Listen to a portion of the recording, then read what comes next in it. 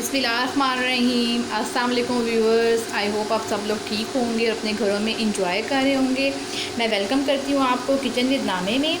आज जो मैं आपको रेसिपी बनाना बता रही हूँ बहुत ही आसान है, बहुत ही मज़े की है और मैं अब आपको बनाना सिखा रही हूँ आज चिकन का सालन। ये बहुत ही मज़े का बनता है। चलिए मैं आपको इसके इंग्रेडिएंट्स बता देती हूँ। सबसे पहले कि आपको क्या क्या चाहिए। इसके लिए सबसे पहले हमें 1 किलो चिकन चाहिए होगा। तली हुई प्याज हमें चाहिए होगी 1 कप। दही हमें चाहिए होगा 1 कप। ऑयल हमें चाहिए होगा 1 कप। ये हरी मिर्ची और धनिया है, ये हमें चाहिए होंगे 1/2 कप। लहसुन और अदरक का पेस्ट हमें चाहिए होगा 1 टेबल स्पून। गरम मसाला पाउडर हमें चाहिए होगा 1 टेबल स्पून। नमक हमें चाहिए होगा 1 टीस्पून। सुरख मिर्च हमें चाहिए होगी 1 टीस्पून।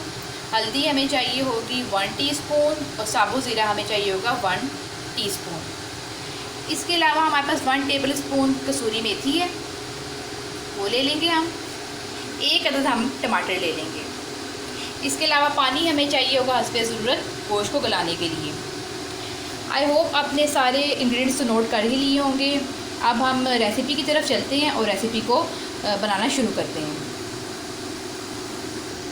जी व्यूअर्स, हम स्टार्ट करते हैं अपनी रेसिपी को बनाना। इंग्रेडिएंट्स तो आपने नोट कर ही लिए थे। अब हम व्यूअर्स हम स्टार्ट करते हैं अपनी रेसिपी को बनाना। आपने इंग्रेडिएंट्स तो नोट कर ही लिए होंगे। अब सबसे पहले हम एक ब्लेंडर लेंगे। ब्लेंडर में हमने जो हमारे पास दही पड़ा हुआ था हमने इसमें डाल देना 1 कप दही।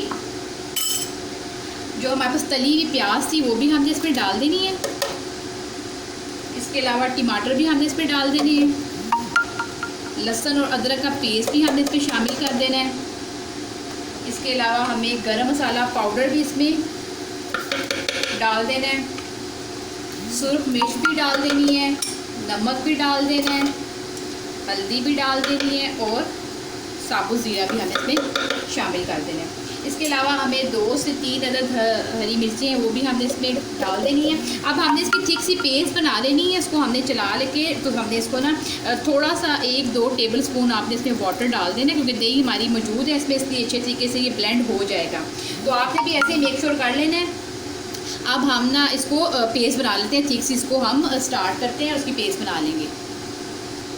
जी तो व्यूअर्स, आप देख सकते हैं कि पेस्ट हमारी फ़ाइन सी बन चुकी हुई है। आप इसको देख सकते हैं कि मैंने इसको अच्छे तरीके से ब्लेंड कर लिया हुआ है। इस फॉर्म में ये आ चुकी हुई है। आपने भी इसको इसी तरह मेक श्योर कर लेना कि आपकी इसी फॉर्म में ये आ जाए। अब हम चिकन को फ्राई करते हैं और बाकी नेक्स्ट प्रोसीजर मैं आपको बताती हूँ। जी व्यूअर्स, अब हम एक देचकी ले लेंगे। जैसे कि मैंने आपको बताया कि सबसे पहले हमने चिकन को फ्राई करना है। आपने भी 1 कप ऑयल डाल देना किसी भी देचकी में और इसमें आपने चिकन को फ्राई करना है। ये आप देख लें कि मैंने चिकन को इसमें शामिल कर दिया हुआ है। अब आपने इसको गोल्डन होने तक इसको फ्राई करना है आपने। जब ये गोल्डन होती है तो फिर मैं आपको उसका नेक्स्ट प्रोसीजर बताती हूँ। जी तो व्यूअर्स, जैसे कि आप देख रहे हैं कि मैं इस चिकन को अच्छे तरीके से गोल्डन फ्राई कर रही हूँ। आपने भी इसको तकरीबन 5 से 8 मिनट तक आपने इसको अच्छे तरीके से गोल्डन कर लेना है। किसी स्टेज में आपका जो होगा ना चिकन गोल्डन हो जाएगा। आपने ऑयल की मिकदार थोड़ी ज़्यादा रखनी है ताकि अच्छे तरीके से हमारा जो गोश्त है वो गोल्डन हो जाए, क्योंकि जो हमने प्यूरी बनाई है उसमें ऑयल की हमें ज़्यादा ज़रूरत पड़ेगी, इसीलिए हम इसको पहले से ही ऑयल को थोड़ा सा ज़्यादा डालेंगे। अगर आपके पास ज़्यादा हो भी जाता है हांडी में ऑयल तो घबराने की ज़रूरत नहीं। आप इसको ऑयल को आप उतार भी सकते हैं इसको ना। तो अब आप देख रहे हैं इसको, ये जैसे गोल्डन होता है, अभी इसका कलर चेंज हो चुका है लेकिन अभी ये गोल्डन फॉर्म में नहीं आया है। ये जैसे ही गोल्डन होता है फिर मैं आपको इसका नेक्स्ट प्रोसीजर बताती हूँ। जी तो व्यूअर्स, आप देख सकते हैं कि हमारी चिकन जो है वो अच्छे तरीके से फ्राई हो चुकी हुई है। इसका कलर भी गोल्डन आ चुका हुआ है। अब ये जो पेस्ट है, अब इसी स्टेज में हमने सारा पेस्ट हमने इसमें शामिल कर देना है। जैसे कि मैं इसको कर रही हूँ, जो हमने बनाई थी प्याज के साथ, सब चीज़ों के साथ पेस्ट को हमने शामिल कर देना है और इसको हमने अच्छे तरीके से फ्राई करना है इस पेस्ट को। जी तो व्यूअर्स, आप देख सकते हैं कि मैंने इसमें सारी जो हमारी पेस्ट थी वो शामिल कर दी हुई है। अब इस स्टेज में आपने इसको तकरीबन 6 से 7 मिनट के लिए तेज़ आंच पे भूनना है और भूनने के बाद आपने सिंपल इसमें पानी लगा देना है। इस स्टेज में आपने इसमें कसूरी मेथी भी डाल देनी है, जो मैंने आपको 1 टेबल स्पून बताई थी।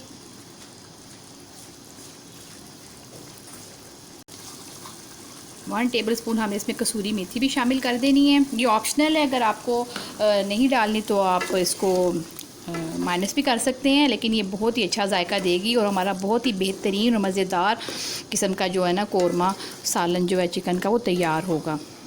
अब मैं इसको तकरीबन 5 मिनट के लिए पकाऊंगी। जब इसमें बबल्स आना शुरू हो जाएंगे फिर इसके बाद हम इसको भूनने के बाद पानी लगा देंगे।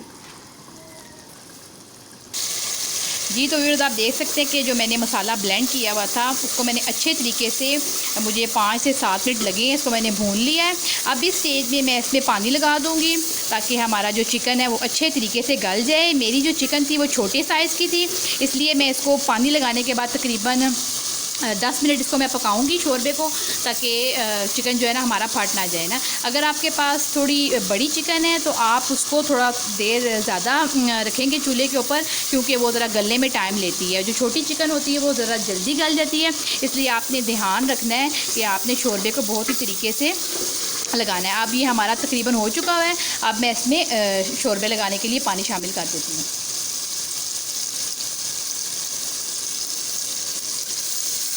ये आप देख लें कि मैंने इसमें पानी शामिल कर दिए।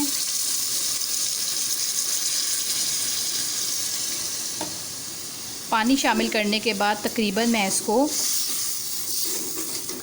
10 मिनट के लिए पकाऊंगी ताकि हमारा जो चिकन है वो अच्छे तरीके से गल जाए, और उसके बाद फिर हम इसको डिश आउट कर लेंगे। जी तो व्यूअर्स आप देख सकते हैं कि शोरबा जो मैंने लगाया था उसको मैंने तकरीबन 10 मिनट के लिए दरमियानी आंच पर पका लिया था। गोश्त हमारा गल चुका हुआ है और शोरबा और हांडी हमारी बिल्कुल तैयार है। अब हम इसको डिश आउट करते हैं, फिर मैं आपको उसकी फ़ाइनल लुक दिखाती हूँ। जी तो व्यूअर्स आप देख सकते हैं कि हमारा जो चिकन का सालन है वो बिल्कुल तैयार है। ये बहुत ही मज़े का, आपका कलर देख के इसको आप देख सकते हैं कितना ज़बरदस्त में कलर आया है। आप मेरी रेसिपी को फॉलो कीजिएगा, आपकी बहुत तारीफ़ होगी घर पे, और आपने इसी मेथड के साथ बनाना है और ये बहुत ही मज़े का बनता है। आप इसको ताज़े फुल्के के साथ या नान के साथ भी खा सकते हैं। ये बहुत ही मज़े का और टेम्पटिंग है। आपने मेरी इस रेसिपी को लाजमी ट्राई करना है अपने घर में, और मुझे मेरे चैनल को सब्सक्राइब करना और लाइक करना आपने बिल्कुल नहीं भूलना। अगर आपकी कोई रेसिपीज़ हैं जो आपने सीखनी है, जो आप सीखना चाहते हैं, तो मुझे कमेंट बॉक्स में भी लिख कर भेजें, मैं उनको भी पूरा करने की कोशिश करूँगी। अब नेक्स्ट रेसिपी में मैं आपसे मिलूँगी, तब तक के लिए मुझे इजाज़त दीजिए। मुझे अपनी दुआओं में याद रखिएगा। अल्लाह हाफिज़।